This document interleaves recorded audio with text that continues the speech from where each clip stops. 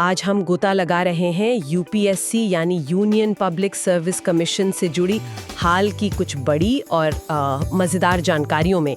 मौका है यूपीएससी के 100वें साल की शुरुआत का। हमारे पास कुछ लेख और नोट्स हैं इस बारे में और हम उनमें से सबसे काम की और दिलचस्प बातें निकालकर आपके सामने रखने वाले हैं। ये सिर्फ एक पुरानी संस्था के जश्न की बात नहीं है, बल्कि ये समझने की कोशिश है कि भारत की सबसे बड़ी भर्ती एजेंसी भविष्य के लिए कैसे तैयार हो रही है। तो चलिए खोलते हैं इस पिटारे को। बिल्कुल। और ये देखना काफी रोचक है कि कैसे लगभग 100 साल पुरानी एक संस्था आज की नई पीढ़ी, जिसे जेनजी कहते हैं, मतलब मोटे तौर पर वो लोग जो 1990 के आखिर से 2010 के बीच जन्मे हैं, उनके साथ तालमेल बिठाने की कोशिश कर रही है। तो 1 अक्टूबर 2025 जो यूपीएससी का 99वां जन्मदिन और 100वें साल का पहला दिन था, उस दिन क्या कुछ हुआ इस पर नजर डालते हैं। हाँ, तो 1 अक्टूबर 2025 से यूपीएससी के शताब्दी वर्ष का आगाज हुआ। जाहिर है माहौल काफी उत्सव वाला था। कार्यक्रम की शुरुआत हुई सेक्रेटरी श्री शशि रंजन कुमार के भाषण से। उन्होंने इस बात पर जोर दिया कि यूपीएससी का काम सिर्फ परीक्षा लेना नहीं है, बल्कि संविधान के मूल्यों को मानने वाले और देश के लिए समर्पित अफसर चुनना है। सही कहा।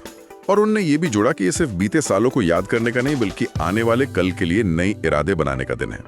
एक तरह से भविष्य पर नजर रखने का संदेश था। और फिर दोपहर 12 बजे वो हुआ जो यूपीएससी के इतिहास में शायद पहली बार हुआ होगा। हाँ, क्या हुआ? चेयरमैन डॉक्टर अजय कुमार ने उम्मीदवारों के साथ सीधा संवाद किया, एक लाइव वर्चुअल टाउन हॉल के जरिए।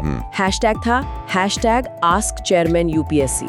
ये तो वाकई एक नई पहल है। हाँ, ये सच में एक बड़ा कदम था, खासकर यूपीएससी जैसी संस्था के लिए जो आमतौर पर अपनी प्रक्रियाओं को बहुत गोपनीय रखती है। हजारों उम्मीदवार ऑनलाइन जुड़े। चेयरमैन ने शुरुआत में ही कहा कि यूपीएससी सिर्फ एक इम्तिहान नहीं, बल्कि देश सेवा का एक संकल्प है। उन्होंने जेन जी की तारीफ भी की, कहा कि ये पीढ़ी बहुत डायनामिक है, ऊर्जा से भरी है और हर रोज नई उम्मीदें जगा रही है। अच्छा, और उन्होंने यूपीएससी की स्वतंत्रता और गोपनीयता पर भी बात की। ये बात थोड़ी चौंकाने वाली लगी कि चेयरमैन तक को परीक्षा से जुड़ी सारी बातें नहीं पता होती। बिल्कुल, और ये बात यूपीएससी की निष्पक्षता बनाए रखने के तरीके को दर्शाती है। जब सिस्टम इतना गुप्त और सुरक्षित होगा, तभी तो सब उम्मीदवारों को भरोसा रहेगा कि उनके साथ कोई भेदभाव नहीं होगा, है ना? ये दिखाता है कि प्रक्रिया पर किसी बाहरी असर की गुंजाइश कम से कम रखने की कोशिश की जाती है। चेयरमैन ने ये भी माना कि आज के उम्मीदवार देश के कोने कोने से आ रहे हैं, खासकर टियर 2 और टियर 3 शहरों से, यानी छोटे शहरों और कस्बों से भी प्रतिभाएं सामने आ रही हैं। ये तो बहुत अच्छी बात है। हाँ, और इस विविधता को संभालना यूपीएससी के लिए कितना बड़ा काम है, इसे समझाने के लिए उन्होंने मुंबई के डब्बा वालों का उदाहरण दिया। कमाल का उदाहरण था। हाँ, डब्बा वालों का। हाँ, उन्होंने बताया कि 23 अलग-अलग भाषाओं में परीक्षा होती है, 48 वैकल्पिक विषय हैं, 2500 से ज्यादा परीक्षा केंद्र होते हैं और फिर दिव्यांग उम्मीदवारों के लिए विशेष व्यवस्था करनी पड़ती है। उनकी बात का सार ये था कि जैसे मुंबई में लाखों डब्बों में से हर डब्बा सही पते पर पहुंचता है, वैसे ही यूपीएससी ये सुनिश्चित करता है कि हर उम्मीदवार को सही प्रश्न पत्र मिले, सही भाषा में मिले और पूरी प्रक्रिया बिना किसी गड़बड़ी के चले। ये वाकई एक जबरदस्त लॉजिस्टिकल मैनेजमेंट का उदाहरण है। सही बात है। चलिए अब उन घोषणाओं पर आते हैं जिनका उम्मीदवारों को बेसब्री से इंतजार रहता है। सबसे पहले परीक्षा में होने वाली धोखाधड़ी को लेकर क्या कहा गया? ये एक गंभीर मुद्दा है। इस पर चेयरमैन का रुख बेहद सख्त था। उन्होंने साफ कहा, धोखाधड़ी के लिए 0 टॉलरेंस की नीति है, मतलब कोई रियायत नहीं। अगर कोई उम्मीदवार अनुचित साधनों का इस्तेमाल करते हुए पकड़ा जाता है तो उसे न सिर्फ परीक्षा देने से बैन किया जाएगा, बल्कि उसके खिलाफ एफआईआर भी दर्ज करवाई जाएगी। उन्होंने हाल के कुछ मामलों का हवाला देते हुए, जैसे वो पूजा खेतकर केस था, बताया कि कम से कम 3 साल का बैन तो लगेगा ही, और अगर मामला ज्यादा गंभीर हुआ तो क्रिमिनल केस भी चलाया जा सकता है। संदेश साफ था, सिस्टम को धोखा देने की कोशिश बहुत भारी पड़ेगी। ये पारदर्शिता और निष्पक्षता के लिए जरूरी भी लगता है। अच्छा, एक और सवाल जिस पर हमेशा बहुत बहस होती है वो है उम्र की गणना के लिए कट ऑफ डेट, जो सिविल सेवा परीक्षा के लिए 1 अगस्त होती है। कई उम्मीदवार इसे बदलने की मांग करते रहते हैं ना? हाँ, ये एक पेचीदा मुद्दा है। चेयरमैन ने समझाया कि 1 अगस्त वाली तारीख कोई नई चीज नहीं है। ये नियम 1960-70 के दशक से चला आ रहा है। इसका एक तय लॉजिक है। जो परीक्षाएं साल के दूसरे हाफ में होती हैं उनके लिए कट ऑफ डेट 1 अगस्त रखी जाती है और जो साल के पहले हाफ में होती हैं उनके लिए 1 जनवरी। उन्होंने ये भी बताया कि अगर इस तारीख को बदला जाता है तो इससे कुछ उम्मीदवारों को फायदा होगा लेकिन कुछ को नुकसान भी होगा। अच्छा, कैसे? मतलब हो सकता है किसी की डिग्री पूरी ना हुई हो या उम्र का गणित बिगड़ जाए, इसलिए एक रूपता बनाए रखने और किसी एक ग्रुप को फायदा या नुकसान पहुंचाने से बचने के लिए इस पुरानी व्यवस्था को ही जारी रखा गया है। समझ गया। और कोचिंग संस्थानों के बारे में क्या? ये तो आज लाखों उम्मीदवारों और उनके परिवारों के लिए एक बड़ा सवाल है। क्या यूपीएससी पास करने के लिए कोचिंग वाकई जरूरी है? इस पर चेयरमैन ने बहुत स्पष्ट राय रखी। हाँ। उन्होंने कहा सफलता के लिए कोचिंग अनिवार्य नहीं है। अरे वाह। उन्होंने बताया कि हर साल टॉप करने वाले कई उम्मीदवार ऐसे होते हैं जिन्होंने कोई फॉर्मल कोचिंग नहीं ली होती। उन्होंने मजाक में ये भी कहा कि उन्होंने खुद कभी कोचिंग नहीं ली। अरे वाह। हाँ। उन्होंने माना कि कोचिंग आज एक बहुत बड़ा बिजनेस बन गया है और इस मुद्दे को राष्ट्रीय शिक्षा नीति मतलब नेशनल एजुकेशन पॉलिसी के तहत देखने की कोशिश की जा रही है। ये एक तरह से उम्मीदवारों को हिम्मत देने वाली बात थी कि वे अपनी मेहनत और सेल्फ स्टडी पर भरोसा रखें। सही है। उम्र सीमा और परीक्षा देने के प्रयासों मतलब अटेम्प्ट्स को लेकर भी बहुत सी अफवाहें चलती रहती हैं। क्या इसमें कोई बदलाव होने जा रहा है? इस पर भी चेयरमैन ने पूरी तरह से स्थिति साफ कर दी। उन्होंने कहा उम्र सीमा या प्रयासों की संख्या में किसी भी तरह के बदलाव का कोई प्रस्ताव विचाराधीन नहीं है। अच्छा, मतलब नो चेंज। हाँ, नो चेंज। उनका कहना था कि मौजूदा नियम काफी सोच समझकर बनाए गए हैं और सालों से सही काम कर रहे हैं। तो नियम वही है। सामान्य वर्ग के लिए अधिकतम उम्र 32 साल और 6 प्रयास, ओबीसी के लिए 35 साल और 9 प्रयास और एससी एसटी उम्मीदवारों के लिए 37 साल तक असीमित प्रयास। इससे सारी अटकलों पर विराम लग गया। अच्छा है, ये क्लैरिटी आ गई। बदलते समय के साथ यूपीएससी भी तकनीक को अपना रहा है, ये बात भी सामने आई। क्या कुछ खास डिजिटल सुधारों की बात हुई? हाँ बिल्कुल। टेक्नोलॉजी का इस्तेमाल करके परीक्षा प्रक्रिया को और बेहतर और सुरक्षित बनाने के लिए कई कदम उठाए जा रहे हैं। जैसे क्या क्या? एक तो उम्मीदवारों की पहचान पुख्ता करने के लिए आधार इंटीग्रेशन पे काम हो रहा है ताकि कोई किसी और की जगह परीक्षा ना दे सके। दूसरा, परीक्षा केंद्रों पर फेशियल रिकॉग्निशन यानी चेहरे की पहचान करने वाली तकनीक का इस्तेमाल करने की योजना है। ओके। तीसरा, सर्टिफिकेट्स की जांच में आसानी और तेजी लाने के लिए डिजी लॉकर, जो सरकार का वो सुरक्षित डिजिटल लॉकर है ना, उसके जरिए ई सर्टिफिकेट्स जारी करने पर विचार हो रहा है। ये तो बहुत अच्छा है। और चौथा, उम्मीदवारों को बेहतर सुविधाएं देने और जानकारी तक आसान पहुंच के लिए एक नया कैंडिडेट पोर्टल भी बनाया जा रहा है। चेयरमैन ने यह भी कहा कि डिजिटल दुनिया और आर्टिफिशियल इंटेलिजेंस एआई के जमाने में यूपीएससी को भी बदलना होगा ताकि वो जेड की उम्मीदों पर खरा उतर सके। लेकिन उन्होंने इस बात पर भी जोर दिया कि ये सारे बदलाव यूपीएससी के मूल सिद्धांतों निष्पक्षता, पारदर्शिता और ईमानदारी को और मजबूत करने के लिए होंगे, न कि उनसे समझौता करने के लिए। ये अच्छी बात है कि कोर वैल्यूज वही रहेंगी। अच्छा, एक और दिलचस्प पहल का जिक्र हुआ, प्रतिभा सेतु। ये सुनने में कुछ अलग लग रहा है, ये क्या है? अरे ये वाकई एक बहुत अच्छी सोच है। प्रतिभा सेतु उन उम्मीदवारों के लिए एक मंच है जो यूपीएससी की परीक्षा में इंटरव्यू स्टेज तक पहुंचते हैं लेकिन फाइनल सिलेक्शन में कुछ नंबरों से रह जाते हैं। हाँ, ऐसे बहुत से लोग होते हैं। बिल्कुल, ऐसे उम्मीदवार भी बहुत काबिल होते हैं। तो यूपीएससी उनकी इजाजत लेकर उनकी प्रोफाइल देश की दूसरी सरकारी संस्थाओं और प्राइवेट कंपनियों के साथ शेयर करता है। चेयरमैन ने बताया कि इस पहल से कई उम्मीदवारों को अच्छी नौकरियां मिली हैं। ये एक तरह से प्रतिभा को सही अवसर से जोड़ने वाला पुल है। सेतु मतलब पुल है ना? हाँ बिल्कुल, प्रतिभा सेतु नाम भी अच्छा है।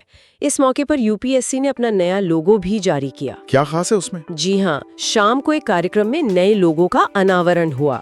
जो मुख्य लोगो है उसके बीच में हमारा राष्ट्रीय प्रतीक अशोक स्तंभ है, जो राष्ट्र के प्रति अधिकार और सेवा को दर्शाता है।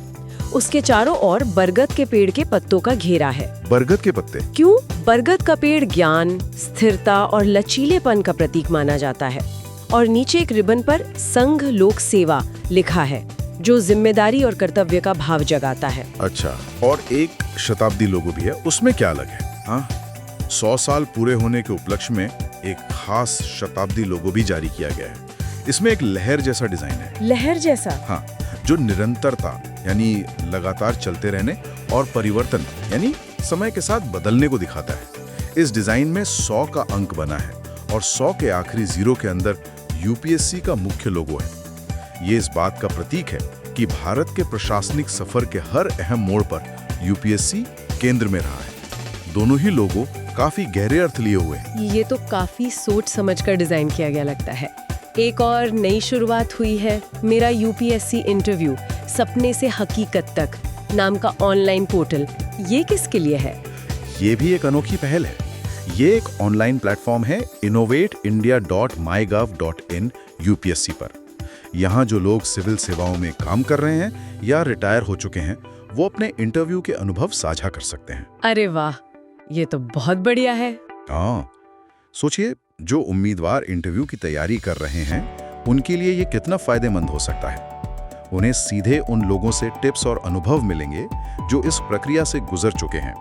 31 दिसंबर 2025 तक हिंदी या अंग्रेजी में 250 से 2000 शब्दों में अपने अनुभव भेजे जा सकते हैं, और जो सबसे अच्छे अनुभव होंगे उन्हें 2026 में छापा भी जाएगा। ये तो एक खजाना होगा एस्पिरेंट्स के लिए। उम्मीदवारों के लिए चेयरमैन ने सफलता के कुछ मंत्र भी दिए। ये तो हमेशा काम आने वाली बातें होंगी। बिल्कुल। उन्होंने 5 मुख्य बातें कही। पहला, जिज्ञासु रहें। Stay curious. हमेशा नई चीजें जानने की इच्छा रखें। दूसरा, लगातार मेहनत करें। Be consistent. रोज थोड़ा थोड़ा लेकिन नियमित रूप से पढ़ें। कंसिस्टेंसी बहुत जरूरी है। बिल्कुल। तीसरा, लक्ष्य पर ध्यान दें। Focus on your goal. अपना लक्ष्य साफ रखें और उसी पर फोकस करें। भटकाव से बचें। सही। चौथा, सकारात्मक सोच रखें। Adopt a positive mindset. मुश्किलों और असफलताओं से घबराएं नहीं, बल्कि उनसे सीखकर आगे बढ़ें। पॉजिटिव रहना तो बहुत जरूरी है सफर में। और पांचवा, समय का सही उपयोग करें। Manage time wisely. समय बहुत कीमती है, उसका सही प्रबंधन करना सीखें। ये 5 सिद्धांत सुनने में सरल लगते हैं, पर असल में यही किसी भी बड़ी सफलता की नींव होते हैं। हाँ, बिल्कुल। चेयरमैन ने सिर्फ आज की या कल की बात नहीं की, उन्होंने यूपीएससी के अगले 100 सालों का एक विजन भी सामने रखा। उन्होंने कहा कि ये शताब्दी वर्ष सिर्फ जश्न नहीं, बल्कि आत्मनिरीक्षण और सुधार का भी अवसर है। अच्छा, क्या सुधार?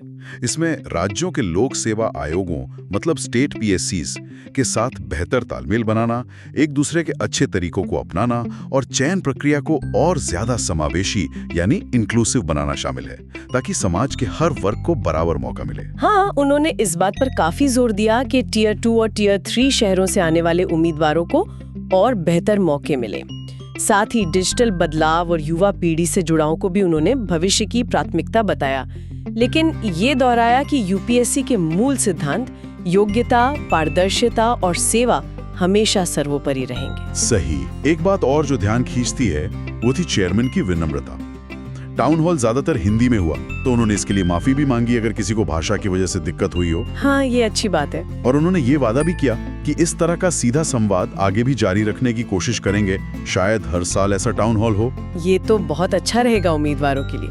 और आखिर में उनका वो संदेश तो वाकई दिल छू लेने वाला था। कौन सा? उन्होंने कहा, आप सिर्फ उम्मीदवार नहीं हैं, आप भविष्य के राष्ट्र निर्माता हैं। अगर आप यूपीएससी पास नहीं भी करते हैं तो भी भारत की सेवा करने के कई और तरीके हैं। ये बात सिर्फ परीक्षा की तैयारी करने वालों को ही नहीं, बल्कि हर युवा को एक बड़ा संदेश देती है। बिल्कुल सही, ये बहुत जरूरी संदेश है। तो कुल मिलाकर इस पूरी बातचीत से यही लगता है कि यूपीएससी अपनी 100 साल की विरासत पर गर्व तो कर रहा है, लेकिन साथ ही साथ तेजी से बदलती दुनिया के साथ कदम मिलाने के लिए भी तैयार हो रहा है। ज्यादा खुलापन, ज्यादा टेक्नोलॉजी का इस्तेमाल और नई पीढ़ी से जुड़ने की एक ईमानदार कोशिश दिख रही है। बिल्कुल। धोखाधड़ी पर कड़ा रोक, नियमों को लेकर स्पष्टता, डिजिटल टेक्नोलॉजी को अपनाने की तैयारी और प्रतिभा सेतु जैसी पहलें दिखाती हैं कि संस्था अपनी विश्वसनीयता को बनाए रखते हुए खुद को और प्रासंगिक बनाने की कोशिश कर रही है। ये परंपरा और आधुनिकता के बीच संतुलन साधने जैसा है। और ये मानना कि देश सेवा के रास्ते सिर्फ सिविल सर्विस से होकर नहीं गुजरते, ये भी एक बहुत परिपक्व और जरूरी सोच है। हाँ, और यहीं से एक सवाल भी उठता है ना? जैसे जैसे यूपीएससी और ज्यादा डिजिटल होता जाएगा, एआई जैसी तकनीकों का इस्तेमाल बढ़ेगा, तो सोचने वाली बात ये है कि क्या ये तकनीकी बदलाव सच में निष्पक्षता और समान अवसर के सिद्धांत को और मजबूत करेंगे, या फिर इनसे कुछ नई तरह की चुनौतियां या असमानताएं पैदा हो सकती हैं? हाँ, ये एक अहम सवाल है भविष्य के लिए। तकनीक दो धारी तलवार हो सकती है। बिल्कुल, इस पर विचार करना दिलचस्प होगा। आज के लिए बस इतना ही।